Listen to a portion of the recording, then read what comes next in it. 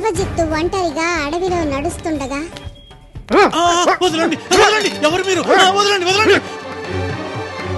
అనుకున్నట్టుగానే వాళ్ళిద్దరిని బావిలోకి తోసేశాడు.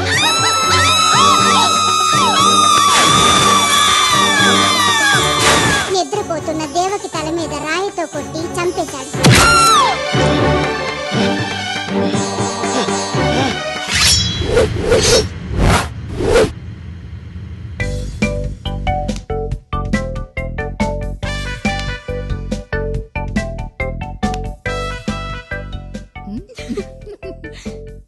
అరే సాగర్, ఎందుకంత టెన్షన్ పడుతున్నావు?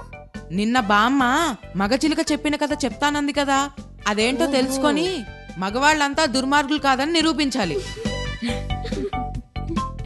దానికి అంత టెన్షన్ పడ్డం ఎందుకు సాగర్? మీ ఇద్దరు ఆడవాళ్లే కదా, మీకే టెన్షన్ ఉండదు. కానీ నేను మగవాణ్ణి, ఆ కథ ఏంటో తెలుసుకోవాల్సిన అవసరం నాకుంది. బామ్మ, ఆ కథ ఏంటో చెప్పు. చెప్తాను. నువ్వు కంగారు పడ్డట్టే ఆ చూడామణి మగచిలక కూడా కంగారుతో కథ ప్రారంభించింది. విక్రమార్క మహారాజా, శిరోమణి చెప్పిన సర్వజిత్తు కథ విన్నావు కదా. ఇప్పుడు మగచులుకైన చూడామని చెప్పబోయే కథ విను. శిరోమణి, నీకు తెలిసిన సర్వజిత్తు కథ నీకు మగవాళ్ళ మీద ద్వేషాన్ని కలిగించుండొచ్చు. అవును, కానీ నాకు తెలిసిన కోమలి కథ చెప్తాను. రత్నగిరి అనే నగరంలో ధర్మదత్తుడనే వ్యాపారి నివసించేవాడు. ధనవంతుడైన ధర్మదత్తుడికి కోమలి అనే కుమార్తె ఉంది. తన ఐశ్వర్యానికి సరితూగిన ఒక వర్తకుడి కుమారుడైన జయంతుడితో కోమలి వివాహం ఘనంగా జరిపించాడు ధర్మదత్తుడు. మాంగళ్యం తంతున ఇంద్రియులు గట్టి మేళం కొట్టండి, గట్టి మేళం. కంఠే భద్రామి సుభగే దేవ సరదాం సతం మాంగళ్య ధారణ ముహూర్త సుముహూర్తో అస్తు.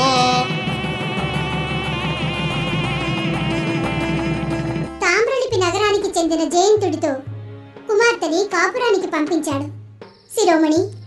అలా అత్తగారింటికి కాపురానికి వెళ్లిన కోమలి ఒక పండగ పర్వదినానికి పుట్టింటికి వచ్చింది. ఒంటరిగా వచ్చిన కుమార్తెను చూసి ధర్మదత్తుడు అల్లుడు గురించి అడిగితే పండగ రోజు వస్తాడని కోమలి చెప్పింది. అనుకోకుండా ఒక రోజు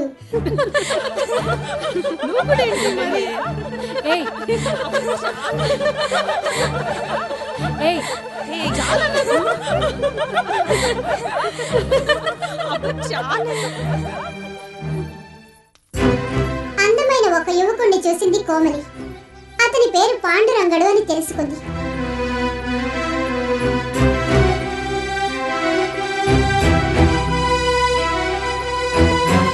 చూసిన వెంటనే అతని మీద వ్యామోహం పెంచుకుంది.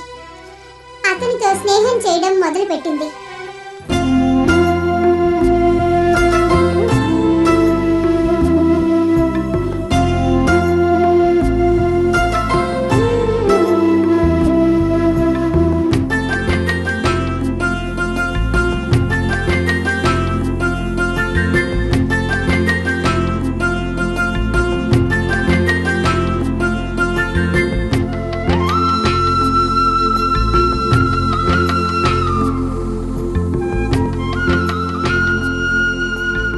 ఒకరోజు రహస్యంగా కలుసుకోమని సందేశం పంపించింది. ఎప్పుడు కలుసుకుందామని పాండురంగడు అడిగితే ఈ రాత్రికే కలవమని చెప్పింది. పాండురంగడిని కలవడానికి అందంగా అలంకరించుకుంటోంది కోమలి.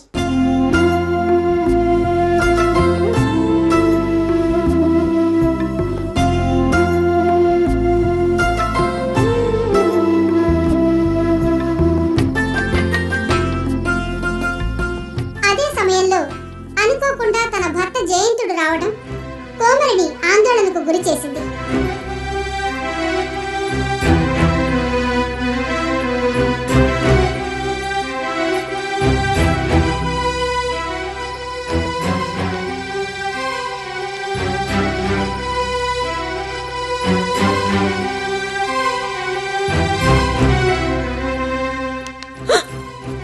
ఏంటి ఆలోచిస్తున్నావు? ఏమి లేదు. సరే పద. ఎలాగైనా పాండురంగడిని కలవాలని, అతనితో గడపాలని నిర్ణయించుకుంది కోమలి. భర్త పైన ప్రేమను నటిస్తూ రక్తంలో మత్తు మందును కలిపింది.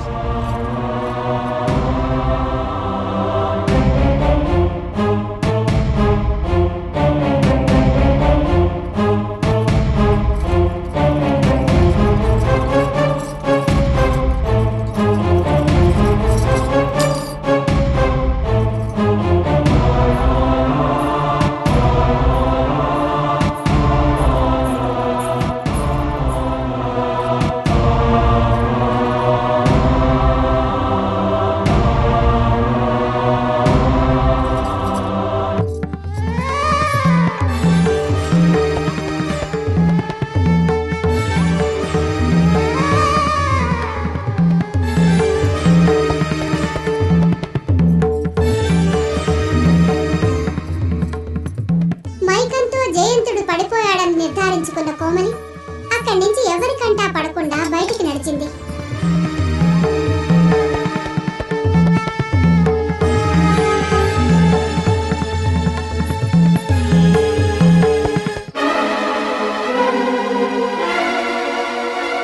పాండురంగని కలవాలని రహస్యంగా వెళ్తున్న కోమలిని ఒక దొంగ చూశాడు.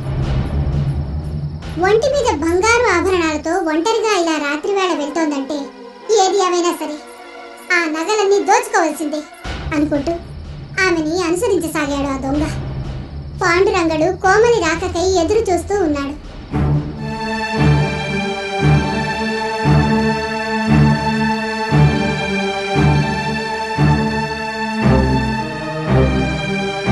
అలా కోమలి కోసం ఆతృతగా ఎదురు చూస్తున్న పాండురంగడిని ఒక పాము కాటేసింది.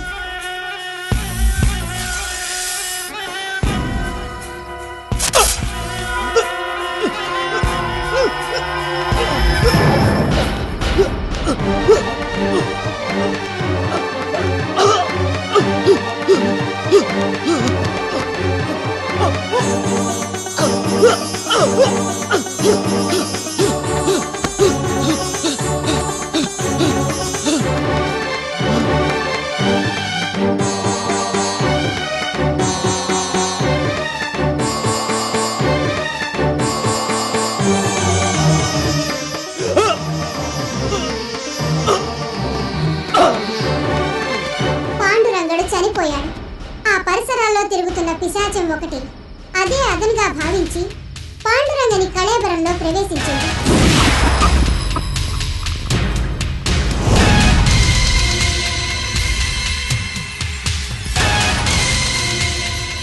కోమలి నగల కోసం ఎదురు చూస్తున్న దొంగ ఆమెను అనుసరిస్తూనే ఉన్నాడు.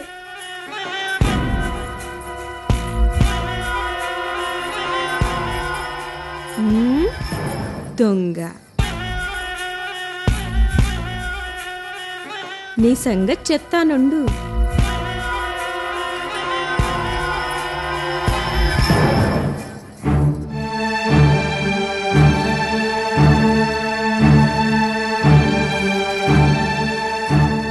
తన మనసు పడిన పాండురంగాన్ని వెతుక్కుంటూ వచ్చిన కోమలి అతని శవాన్ని చూసి నిర్ఘాంతపోయింది. అతని మీద పడి బోరున విలిపించింది.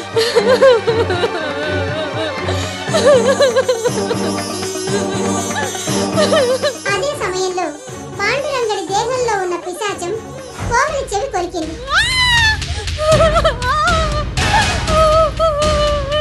ఆశ్చర్యపడిన కోమలి అతని దేహాన్ని పక్కకు నెట్టేసి భయంతో వణికిపోయింది.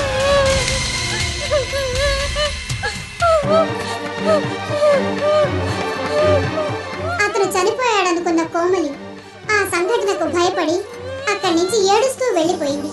కోమలిని అనుసరిస్తూ వచ్చిన దొంగ జరిగిందంతా గమనించాడు.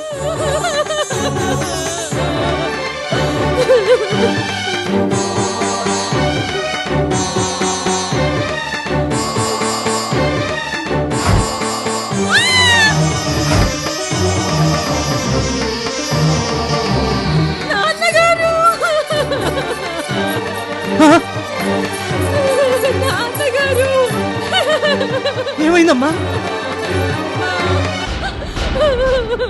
మీ అల్లుడు గారు ఎంతో మంచివారు అనుకున్నారు. నన్ను ఎన్నో హింసలు పెడుతున్నారు. నన్ను ఎంతో హింసిస్తున్నాడు నాన్న.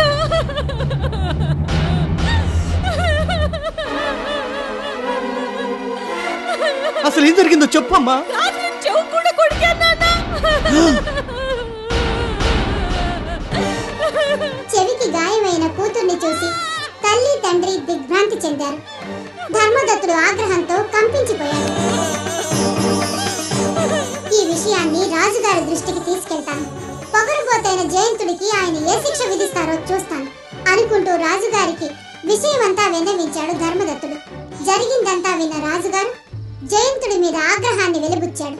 తన భార్య అయిన కోమలిని సందేహించి గాయపరిచినందుకు కఠినంగా శిక్షిస్తానని అంటుండగా అంతవరకు నిశ్శబ్దంగా చూస్తున్న దొంగ ఆగండి మహారాజా అంటూ ఆగండి మహారాజా, నేను ఒక దొంగని. జరిగిందంతా నాకు తెలుసు. ఇతను నిర్దోషి. ఇతనికి ఏ పాపం తెలియదు. ఇతని భార్య ఒక అతనితో తిరుగుతుంది. అది నిజమని నిరూపించటానికి పాండురంగని కళేబరం నోట్లో కోమలి చెవి తాలూకు తెగిన నగ ఉంటుందని దాన్ని తెప్పించమని చెప్పాడు. ఆ అమ్మాయి అక్కడికి వెళ్ళింది. అప్పటికే అతను అనుకోకుండా చనిపోయాడు. ఆ అమ్మాయి అతని మేపడి ఏడుస్తుంది. అప్పుడు ఆ శవం అమ్మాయి చెవి కొరికింది. అమ్మాయి గట్టిగా అరిచింది. కావాలంటే మీ బట్టలు పంపించి ఆ శవాన్ని పరిశీలించమనండి. నిజం మీకే తెలుస్తుంది. దొంగ చెప్పిన ప్రకారం తన భటుల్ని పంపించాడు రాజు. మీరిద్దరూ వెళ్ళి ఆ శవాన్ని పరిశీలించి ఆ శవ నోట్లో ఏముందో తీసుకుని రండి. చెప్తాం.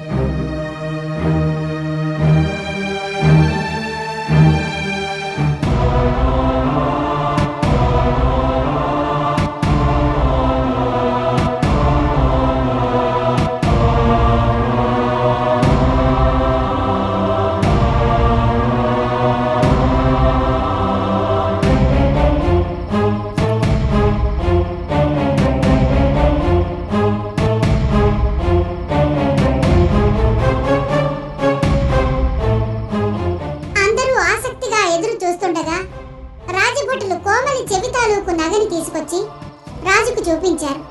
జయంతుడు నిర్దోషి అని, పరపురుషుడి మీద వ్యామోహాన్ని పెంచుకున్న కోమలి దోషి అని రాజుగారు తీర్పునిచ్చారు.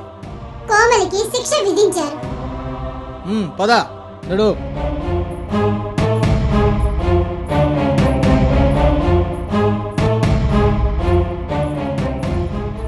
విక్రమార్క మహారాజా, శిరోమణి చూడామణి చెప్పిన 2 కథలు విన్నావు కదా.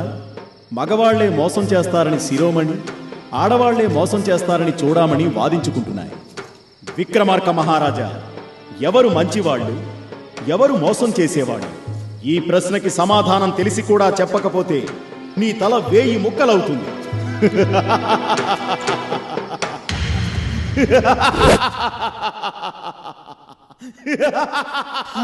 స్నేహ, సాగర్, శిరోమణి చూడామణి చిలుకలు చెప్పిన 2 కథలు విన్నారు కదా. భేతాళుడు వేసిన ప్రశ్న విన్నారు కదా. ఇప్పుడు చెప్పండి, శిరోమణి చెప్పిన సర్వజిత్తు చెడ్డవాడా, లేక చూడామణి చెప్పిన కోమలి చెడ్డదా? బామ్మ, సందేహం లేదు, కోమల చెడ్డది. నో, సర్వజిత్తే చెడ్డవాడు. కాదు కాదు కాదు ఆడవాళ్లే చెడ్డవాళ్ళు. కాదు, మగవాళ్లే చెడ్డవాళ్ళు. కాదు ఆడవాళ్ళు. మగవాళ్ళు కాదు కాదు. బామ్మ, నువ్వు చెప్పు ఎవరు చెడ్డవాళ్ళో. చెప్తా చెప్తా. Tension tension tension. రేపు చెప్తా.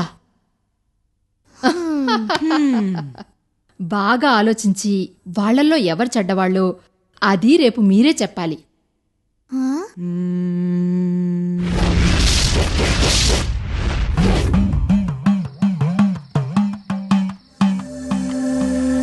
బన్సారి, సారు, నీకు ఈ చుట్టుపక్కల ఊళ్ళని తెలుసా? ఓ అన్నీ తెలుస్తారు. అన్నీ తెలుసా? అయితే మీ విక్రమ్ గుడి గురించి, ఆ నాగావల్లి పర్వతం గురించి చెప్పు. ఎవరు మీరు? నిజం చెప్పండి సారు. బన్సారి, ఇక్కడ గుడి లాంటిది ఏదైనా ఉందా? ఉంది సారు. ఆ కొండపైన కాళికమ్మవారి గుడి ఉంది సారు. అప్పుడెప్పుడు ఆ గుడి చాలా బాగుండేదట, కానీ ఇప్పుడు పాడైపోయింది సారు. కానీ సారు, లోపల గర్భగుడి, అమ్మవారి విగ్రహం అట్టాగే ఉన్నాయండి సారు. పద.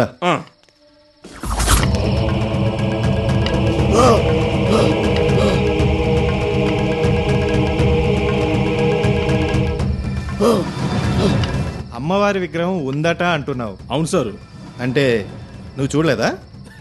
మా గుడి పోళ్ళు ఎవరో చూడలేదు సార్. కానీ విక్రమార్క మహారాజుకి అమ్మవారిచ్చిన కత్తి ఇప్పుడు అక్కడే ఉందంటారు. అన్సారీ, నువ్వు గాని మీ గూడెం జనం గాని ఆ గుళ్ళోకి ఇప్పటివరకు వెళ్ళలేదంటున్నావు, ఎందుకని? అది బన్సారీ, నువ్వు చెప్పేవన్నీ అబద్ధాలు. అబద్ధం కాదు సారు, అమ్మ తోడు నేను చెప్పేది నిజం. ఆ గుడికి వెళ్ళిన వాళ్ళు ఎవరు ఇప్పటివరకు తిరిగి రాలేదు. అక్కడికి వెళ్ళిన వాళ్ళు ఎవరు తిరిగి రాకపోతే అసలు అక్కడ గుడి ఉందని, అది కాళీమాత ఆలయం అని మీకెలా తెలుసు? మా పెద్దోళ్ళు చెప్పారు సారు. ఏడాదికో పారి మా గుడిపు వాళ్ళందరూ ఆ గుడి దగ్గరికి వెళ్ళి జాతర చేసుకుంటాం. అప్పుడు ఆ కొండపైకి సగం దూరం వెళ్తాం. నేనే వెళ్ళొస్తాను సారు.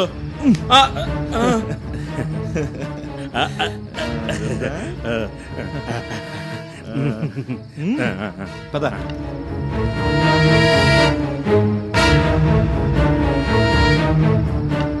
సారు సారు, అదిగో అల్ల చూడండి, అదే త్రిశూలం. ఇంతవరకు ఈ త్రిశూలం దాటి పైకి వెళ్ళిన వాళ్ళు ఎవరు ప్రాణాలతో తిరిగి రాలేదు సారు. కానీ మీరు ఈ త్రిశూలం దగ్గర గోడారం వేశారు. ఏం జరుగుతుంది ఏమిటో ఆ భగవంతుడికే తెలవాలి సారు. సారు వెనక్కి వెళ్ళిపోదాం సారు. బన్సారీ, మనం ముందుకు వెళ్తున్నాం.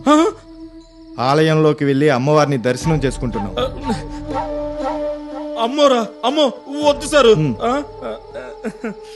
మీలాగే ఎంత చెప్పినా వినిపించుకోకుండా ఓ పెద్ద కొండపైకి వెళ్ళాడు అంతే, ఇప్పటి వరకు తిరిగి రాలేదు. పెద్ద ఆయనంటే ప్రొఫెసర్ జగదీష్ చంద్రబోసా? అవును సారు, ఆయనే కాదు ఇంకా చాలా మంది ఉన్నారు, ఒక్కళ్ళు కూడా తిరిగి రాలేదు. ఒక్క ప్రొఫెసర్ కూతురు తప్ప. అది సారు, బతికుంటే బచ్చల కుర్తిని బతికేయచ్చు సారు. నా మాటిని సారు, ముందుకెళ్తే ఆ కళింగ సర్పం మళ్ళీ మింగేస్తుంది సారు. వెళ్ళిపోదాం. భయపడకు, ఏం జరుగుతుందో అది చూద్దాం. పద సారు. పద. అలాగే చెబుతే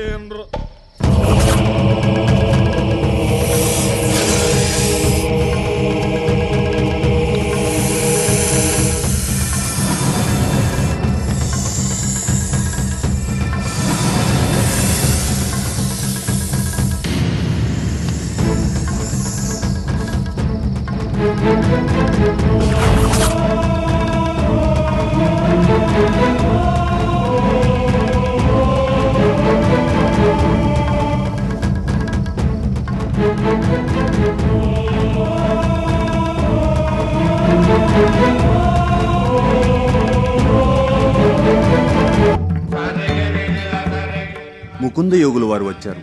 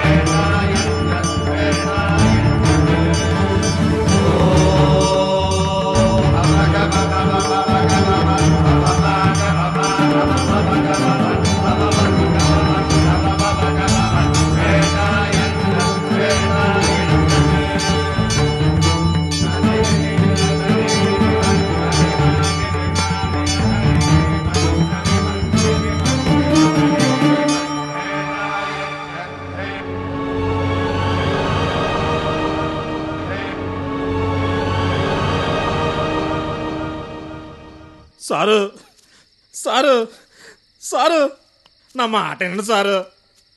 ఆ కళింగ సర్పమల్ని మింగేక ముందు మనం ఇక్కడ నుంచి వెళ్ళిపోదాం సారు. బన్సారీ, సారు అదిగో అదిగో అదే కళింగ కుట్ట. అడుగు ముందుకేసావా ఆ కళింగ సర్పమల్ని మింగేస్తుంది సారు. ఏ అది నిన్నొక్కనే మింగుద్దా? నేను నాన్నగా. అవన్నీ నాకు తెలియదు సారు. అడుగు ముందుకేసావా ఆ సర్పం వచ్చి మళ్ళీ మింగేస్తుంది సారు. బన్సారీ, ఇక్కడున్న పాము మీ గుడిలోకి రాదా? రాదు సారు, ఆ త్రిశూలం దాటి కిందకి రాదు సారు. అట్ట రాకుండా కొంతమంది సిద్ధులు పూజలు చేసి దాన్ని బంధించేశారు. అది ఇప్పుడు వస్తే నేను ఆపుతాను. నాతో రా.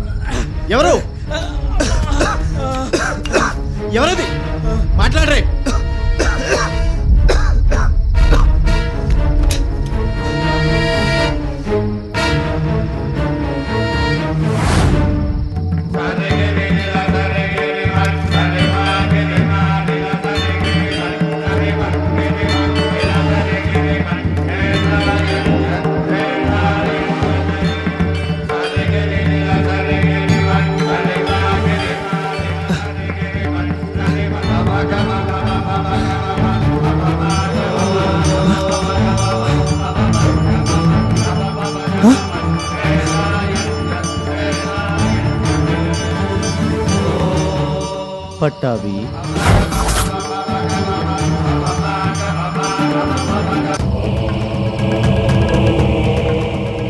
మీరు నా పేరు మీకెలా తెలుసు? నీ పేరు కాదు, నువ్వెందుకొచ్చావో కూడా నాకు తెలుసు. కానీ ఒంటరిగా వచ్చినందువల్ల నీ కోరిక నెరవేరదు నాయనా.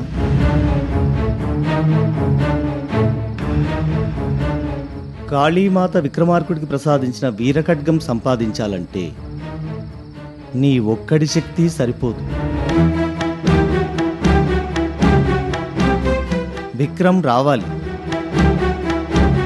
మీ అన్నయ్య విక్రమార్కుడి రాక కోసం ఈ నాగావళి పర్వత ప్రాంతం 1000 కళ్ళతో ఎదురుచూస్తోంది. స్వామి, మీకు అభ్యంతరం లేకపోతే మీరెవరో తెలుసుకోవచ్చా? విక్రమార్కుడికి నందన్ బైరాకి ఇప్పుడు 32వ యుద్ధం జరుగుతోంది. ముందు ముందు మీకే తెలుస్తుంది. అలాగే స్వామి. కానీ స్వామి, మా అన్నయ్య తానే విక్రమార్కుడని నమ్మటం లేదే. నమ్మే సమయం ఆసన్నమైంది. పట్టాభి, విక్రమ్ తాను విక్రమార్క చక్రవర్తి అని తెలుసుకుంటాడు. ముందు ముందు జరగబోయే సంఘటనలు అతనికి నమ్మకం కలిగిస్తాయి.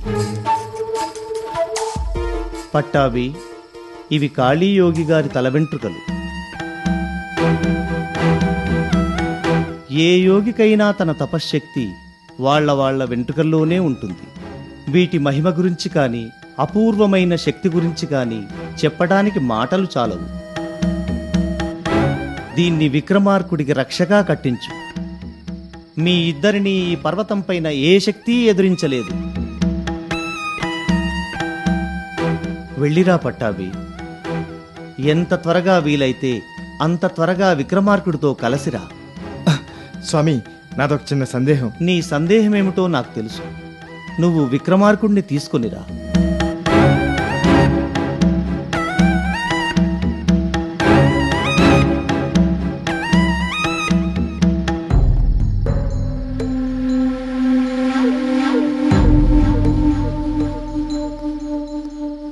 బన్సారీ, బన్సారీ, కంగారు పడుకు బన్సారీ.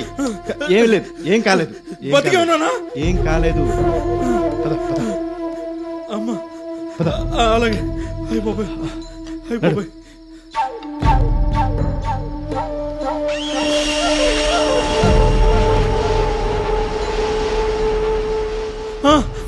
అయ్యి బాబాయ్, అయ్యి బాబాయ్. సార్, మనం ఇంకా బతికే ఉన్నామా? ఆ కలిగి సర్పం మనల్ని మింగేలేదా? సారు, ఆ కాళికా మాత మనల్ని కాపాడింది. ఒక్క నిమిషం కూడా నేను ఉండలేను సార్. పదండి సార్, వెళ్ళిపోదాం. రండి సార్. సారు, రండి సార్, నీ దండం పెడతాను. రండి సార్, రండి సార్. సరే, మళ్ళీ ఏమైంది? నేను కూడా వస్తాను, పద. అమ్మో.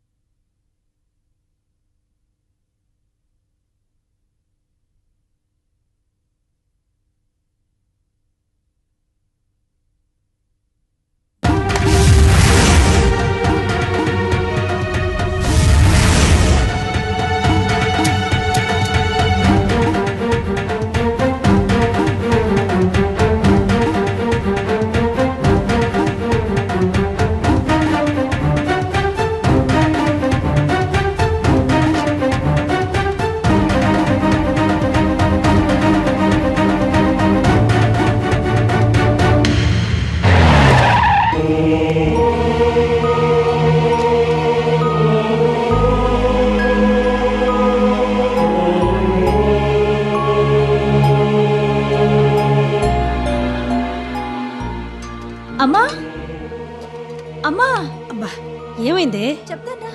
రండి. నమస్కారం. నమస్కారం. నమస్కారం. నమస్కారం. వచ్చారు. చూసావమ్మా, తాళపత్రం బయటికి వచ్చే టైంకి వాళ్ళు మనింటికి రావటం అంత ఆశ్చర్యంగా ఉంది. ఇందులో ఆశ్చర్యమేముంది? అంతా మామూలే. ఆ తాళపత్ర గ్రంథాల గురించి వాళ్ళు అడగడం, మీ నాన్నగారు వాటిని చదివి వినిపించడం, వాటి కారణంగానే నాకు ఆయనకి మాటలు లేకుండా పోయాయి. ఇంట్లో మనశ్శాంతి కూడా లేకుండా పోయింది. వాటిని వాళ్ళు తీసుకెళ్ళిపోతే బాగుండు. హాయిగా నిశ్చింతగా నిద్రపోవచ్చు. అదేమిటమ్మా అలా అంటావు? అవి భగవంతుడు మనకు ప్రసాదించిన వరాలు. అవి మన ఇంట్లో లభించటం మనం చేసుకున్న అదృష్టం. పదమ్మా చూద్దాం. ఉండవే.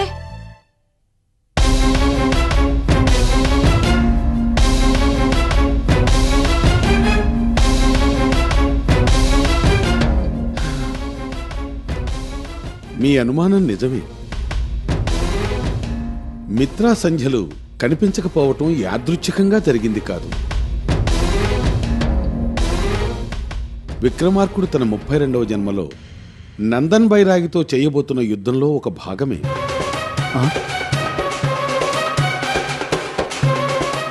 ఈ తాళపత్ర 6వ కాండం ప్రకారం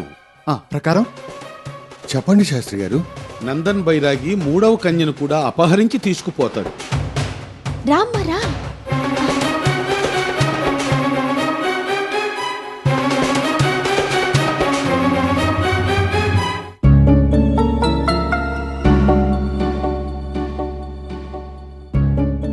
అంటే సంధ్యని మిత్రని కూడా తీసుకువెళ్ళింది వాడే కదా? సందేహం లేదు. ముక్కన్య పూజ కోసం ఏర్పాట్లు చేసుకుంటున్నాడు. శాస్త్రి గారు, ఆ పూజ చేస్తే ఏమవుతుంది? పాప పరిహారం కలుగుతుంది. 999 మందిని కిరాతకంగా హత్య చేసిన పాపానికి విమోచనం కలుగుతుంది.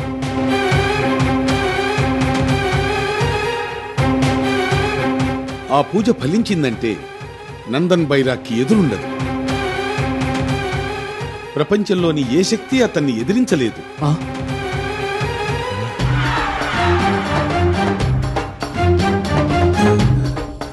శాస్త్రి గారు, నందన్ బైరాగి బారి నుంచి మన విక్రమ్ని కాపాడుకోలేమా?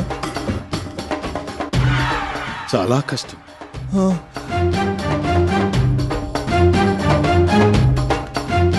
నందన్ బైరాగి చేయబోయే ముక్కన్య పూజని విక్రమ్ చెడగొట్టగలిగితే ఫలితం ఉంటుంది. కానీ నందన్ బైరాగి దగ్గరికి విక్రమ్ చేరుకోవాలి అంటే సూర్యహాసం అనే ఖడ్గాన్ని సంపాదించాలి. సూర్యహాసం?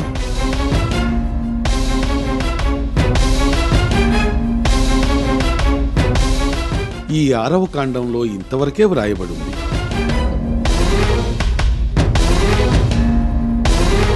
అయితే మనం ఇప్పుడు ఏం చేయాలి? పౌర్ణమి నాడు విక్రమ్తో కలిసి ఇక్కడకు రండి. విక్రమ్ని తీసుకుని ఇక్కడికి రావడమా? అది సాధ్యమేనంటారా? సాధ్యమే బాబూజీ. విక్రమ్ పూర్వజన్మలో తనే విక్రమార్కుడని నమ్మబోతున్నాడని కూడా ఈ 6వ కాండంలో రాసింది.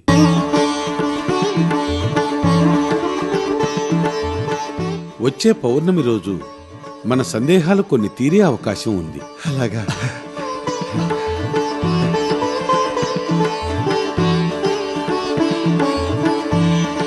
విక్రమ్ వచ్చేలా చూడు స్వామి, ప్లీజ్.